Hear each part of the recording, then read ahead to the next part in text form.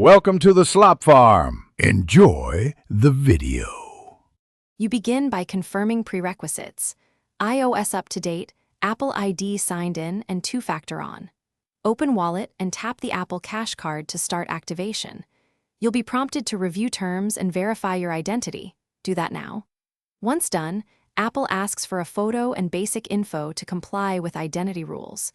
Make sure you allow the camera and enter your full legal name and birth date. This starts the secure verification that enables sending and receiving money. Now you complete identity verification. Follow the on-screen prompts to provide a government ID or use the automated selfie check. You'll see why Apple Cash is a regulated payment service, so identity confirms your ability to hold funds. Next, add a debit card in Wallet for funding or transfers. Tap Add Card and follow the bank verification steps. Make sure your card supports instant transfer if you want immediate payouts. Expect a brief verification wait. Stay on the screen and don't interrupt the process.